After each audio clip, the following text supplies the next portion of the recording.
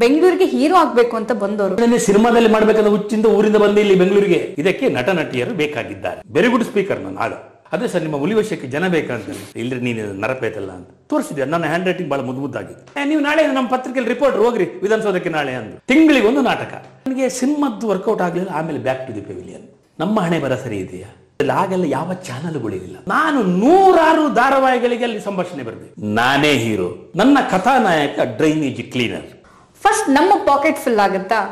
ಆಗ ಒಂದು ಕೆಟ್ಟ ವ್ಯಾಮೋಹ ಏನಂದ್ರೆ ಸರ್ಕಾರದ ಪರವಾಗಿರುವುದಲ್ಲ.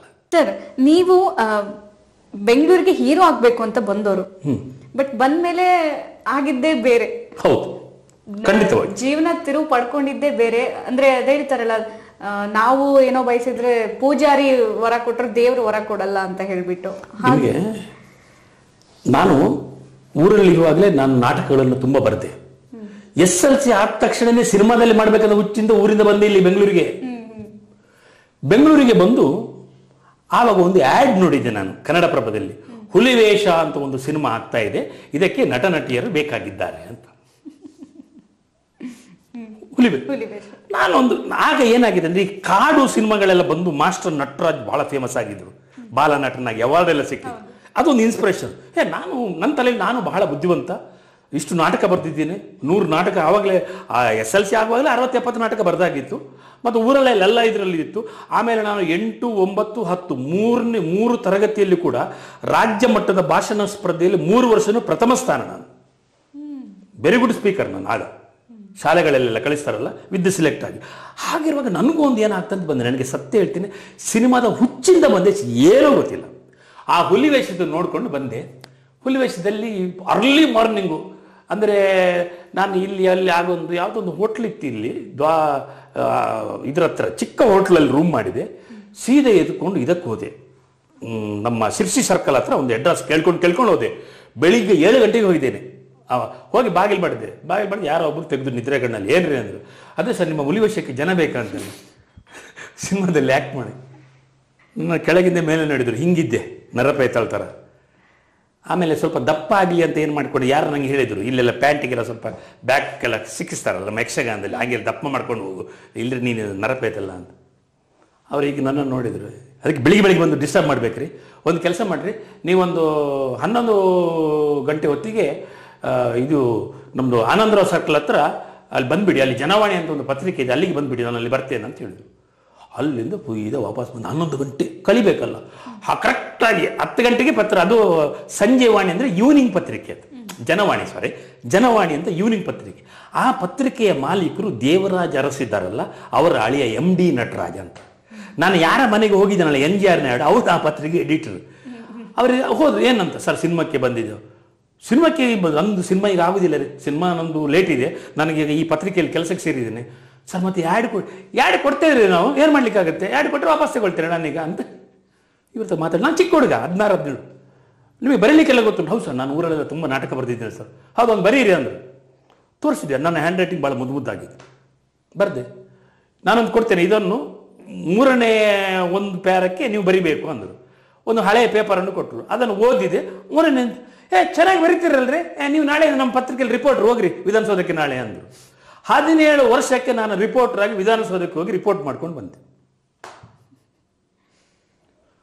ಬಂದೆ. ಇನ್ನು ಊರಿನವರಿಗೆ ಗೊತ್ತಾಯಿತು, ನಮ್ಮ ಮನೆಯಲ್ಲಿ ಒಂದು 5-6 ತಿಂಗಳು ಕೆಲಸ ಮಾಡಿದೆ. ಅಲ್ಲಿ ಏನಾಯ್ತು ಅಂದರೆ, ಅಲ್ಲಿ ಬಂದಾಗಲೂ ಬಿಡಲಿಲ್ಲ ಹಿರಣ್ಯಯ ಮಿತ್ರ ಮಂಡಳಿ.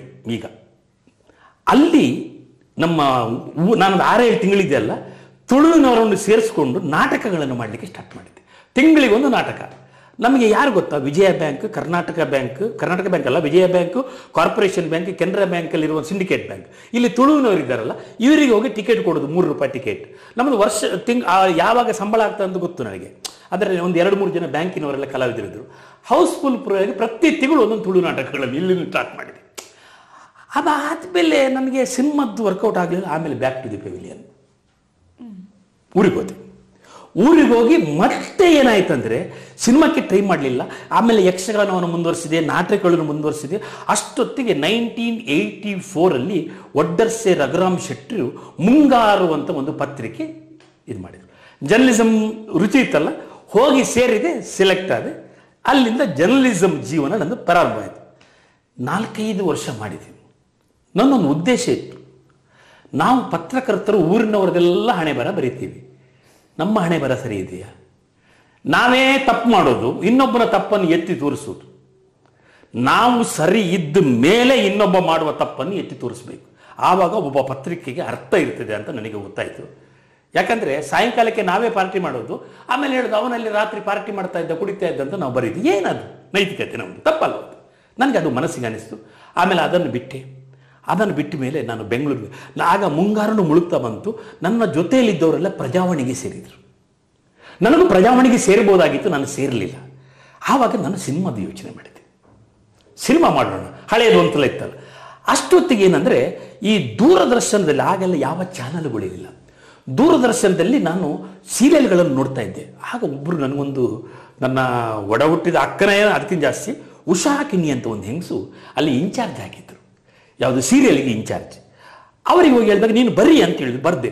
ಆವಾಗ ದೂರದರ್ಶನದಲ್ಲಿ ಡೈಲಾಗ್ ಬರೀಬೇಕಾದ್ರೆ ಬಹಳ ಜಾಗ್ರತೆಯಲ್ಲಿ, ಅಂದರೆ ಹೆಣ್ಣು ಮಕ್ಕಳಿಗೆ ಬೈಲಿಕ್ಕಿಲ್ಲ, ಆಮೇಲೆ ಮೂಢನಂಬಿಕೆಗೆ ಪ್ರಚೋದನೆ ಮಾಡಲಿಕ್ಕಿಲ್ಲ, ಅದಾದಮೇಲೆ ಕೆಟ್ಟ ವಿಷಯಗಳೆಲ್ಲ ಬರೀಲಿಕ್ಕಿಲ್ಲ, ಭಾಳ ಕ್ಲೀನಾಗಿ ಬರೀಬೇಕು.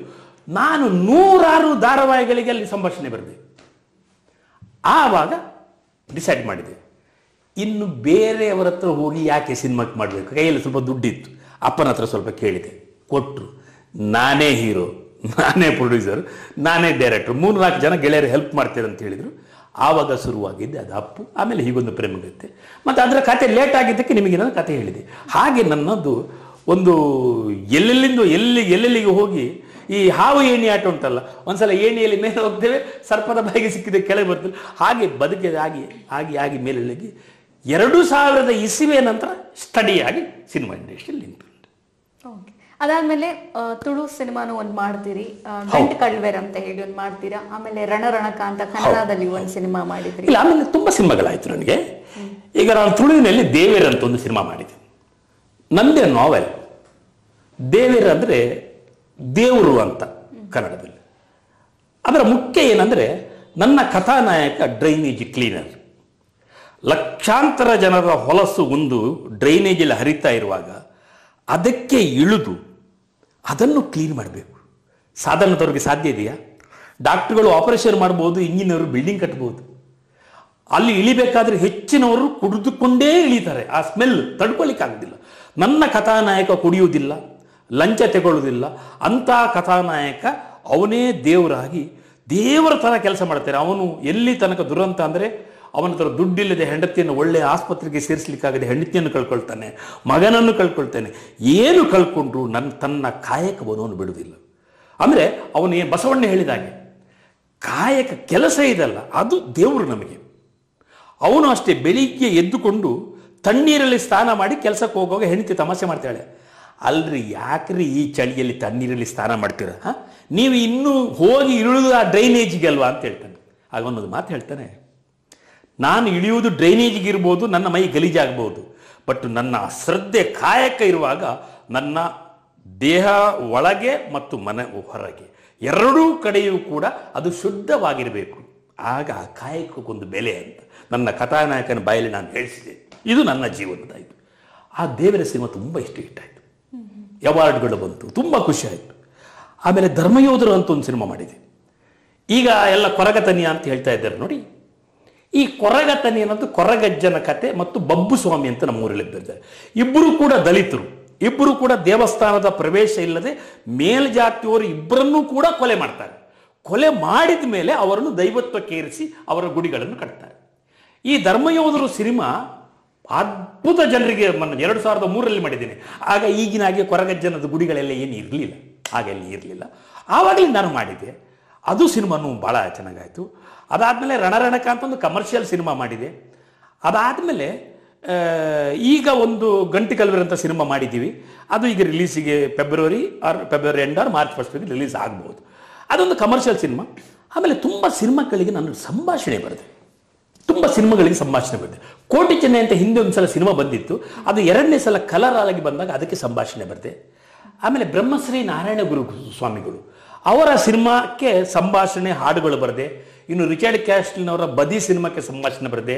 ಇನ್ನೊಂದು ವೇದಾವತಿ ವಚನ್ ಶೆಟ್ಟಿಯವರ 5 ಅಂತ ಹೇಳೋ ಸಿನಿಮಾಕ್ಕೆ ಸಂಭಾಷಣೆ ಬರೆದೆ. ರವಿಚಂದ್ರ ಅವರ ಜೊತೆಯಲ್ಲಿ 4-5 ವರ್ಷಗಳು ಒಡನಾಡಿಯಾಗಿ ಕೆಲಸ ಮಾಡಿದೆ. ಡಯಲಾಗಿಗೆ ಸಹಕಾರ ಕೊಟ್ಟೆ, ಲಿರಿಕ್ಸ್ಗೆ ಸಹಕಾರ ಕೊಟ್ಟೆ, ಅಸೋಸಿಯೇಟಿಗೆ ಸಹಕಾರ ಕೊಟ್ಟೆ. ಅಂದರೆ ಕೆಲಸ ಕಲಿತುಕೊಳ್ಳುವಾಗಿ ಇವತ್ತಿಗೂ ನಾನು ಜೀವನದಲ್ಲಿ ಕನ್ನಡ ಚಿತ್ರರಂಗದಲ್ಲಿ ಪುಟ್ಟಣ್ಣ ಸಿದ್ದಲಿಂಗರನ್ನು ಬಿಟ್ಬಿಟ್ಟು ಇತ್ತೀಚಿನ ದಿನಗಳಲ್ಲಿ ಒಬ್ಬ ಬೆಸ್ಟ್ ಟೆಕ್ನಿಷಿಯನ್, ಆರ್ಟಿಸ್ಟ್ ಅಲ್ಲ, ಟೆಕ್ನಿಷಿಯನ್ ಈಸ್ ರವಿಚಂದ್ರನ್. ಅವ್ರ ಜೊತೆ ಕೆಲಸ ಕಲಿತೆ, ತುಂಬ ಜನರ ಜೊತೆ ಕಲಿತೆ. ಕಲಿಯುವುದು ಯಾವಾಗಲಿದೆ. ವರ್ಣ ಮಾತ್ರ ಕಲಿಸಿದಾತ ಗುರು ಅಲ್ವಾ, ಒಂದೊಂದು ಅಕ್ಷರ ಕಲಿಸಿದ್ರು ನಮಗೆ ಗುರುಗಳು. ಹಾಗೆ ಈ ಸಿನಿಮಾ ಜೀವನಕ್ಕೆ ಬಂದೆ. ಆಮೇಲೆ ಸೀರಿಯಲ್ಗಳು ಮಾಡಿದೆ, ಗೆ ಮಾಡಿದೆ, ಅದಾದ್ಮೇಲೆ ಉದಯಕ್ಕೆ ಮಾಡಿದೆ, ಅದಾದ್ಮೇಲೆ ಕಂಜೂಸ್ ಕಮ್ಮಂಗಿರಿ ಅಂತ ಕಸ್ತೂರಿಗೆ ಮಾಡಿ ಸೂಪರ್ ಡೂಪರ್ ಹಿಟ್ ಆಯಿತು. ಆಮೇಲೆ ದೂರದರ್ಶನಕ್ಕೆ ಮಾಡಿದೆ, ಸಾಕ್ಷ್ಯಚಿತ್ರಗಳನ್ನು ತುಂಬ ಆಯಿತು. ಆಮೇಲೆ ಈಗ ಬೇರೆ ವೃತ್ತಿ ಇಲ್ಲ, ಈಗ ಇದೇ ವೃತ್ತಿ. ಸಿನಿಮಾ, ಸೀರಿಯಲ್, ಪುರ್ಸೊತ್ತಿದ್ರೆ ಯಕ್ಷಗಾನದಲ್ಲಿ ಬಣ್ಣ ಹಾಕ್ತೀವಿ ಫ್ರೀಯಾಗಿ. ಈಗ ಊರಿನ ಮೇಳಗಳೆಲ್ಲ ಬಂದಾಗ ಇಲ್ಲಿ ಟೌನ್ ಹಾಲಲ್ಲಿ ಅಥವಾ ಪುರಭವನದಲ್ಲಿ ಮಾಡೋ ಒಂದು ಗೆಸ್ಟ್ ಆ್ಯಕ್ಟ್ ಮಾಡಿ ನೀವು ಸ್ವಲ್ಪ ಜನ ಬರ್ತಾರೆ ನಮಗೆ, ಆಯ್ತಪ್ಪ ಹೋಗಿ ಒಂದು ವೇಷ ಹಾಕ್ತೀವಿ.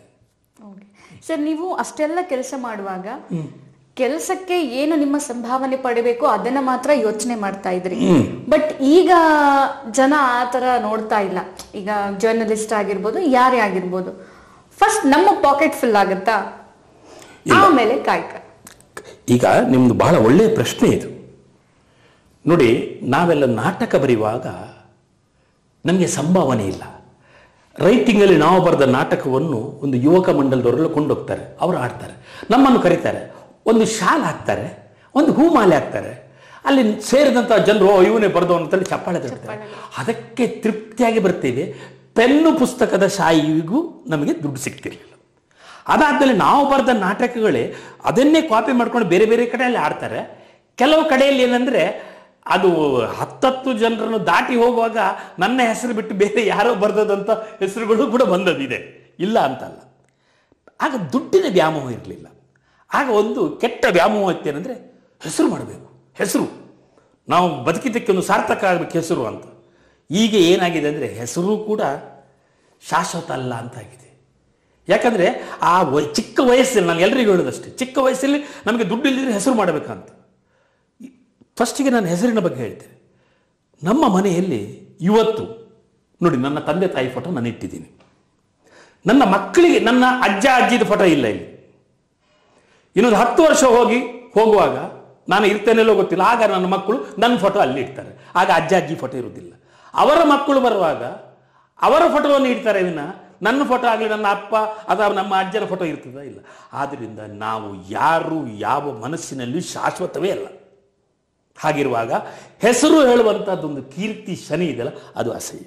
ಎರಡನೇದಾಗಿ ಹಣ. ಈಗಿನ ಕಾಲಘಟ್ಟದಲ್ಲಿ ಹಣ ಬೇಕು ಮನುಷ್ಯನಿಗೆ. ಯಾಕಂದರೆ ನೋಡಿ, ಹಿಂದೆ ಎಲ್ಲ ಏನಿತ್ತಂದರೆ ಒಂದು ವೆಹಿಕಲ್ಗಳನ್ನು ತೆಕೊಂಡ್ರೆ ಅವನು ಲಕ್ಸುರಿ ಅಂತ. ಈಗ ಅದೆಲ್ಲ ಲಕ್ಸುರಿ ಆಗಿಲ್ಲ. ಉದಾಹರಣೆಗೆ ನೋಡಿ, ನಮ್ಮ ಹಿಂದಿನಲ್ಲಿ ಕಡಿಯುವ ಕಲ್ಲಿನಿಂದ ಹೆಂಗಸರು ಕಡಿತಾ ಇದ್ರು, ಒನಕೆಯಿಂದ ಭತ್ತವನ್ನು ಕುಟ್ತಾ ಇದ್ರು. ನಾವೆಲ್ಲ ಬಗ್ಗಿಕೊಂಡು ನೆಲವನ್ನೆಲ್ಲ ಒರೆಸ್ತಾ ಇದ್ವಿ, ಅಥವಾ ಕೋಣಗಳಿಗೆ ಇದಕ್ಕೆಲ್ಲ ಹುಳಿ ಮೇಯಿಸ್ತಾ ಇದ್ವಿ, ಹಾಲು ಕರಿತಾ. ಈಗ ಹಾಗೆಲ್ಲ. ಈಗ ವಾಷಿಂಗ್ ಮಿಷಿನ್ ಇದೆ, ಫ್ರಿಡ್ಜ್ ಇದೆ, ಅದಾದ್ಮೇಲೆ ನಿಮಗೆ ಮಿಕ್ಸಿ ಇದೆ, ಗ್ರೈಂಡರ್ ಇದೆ, ಆಯ್ತಾ?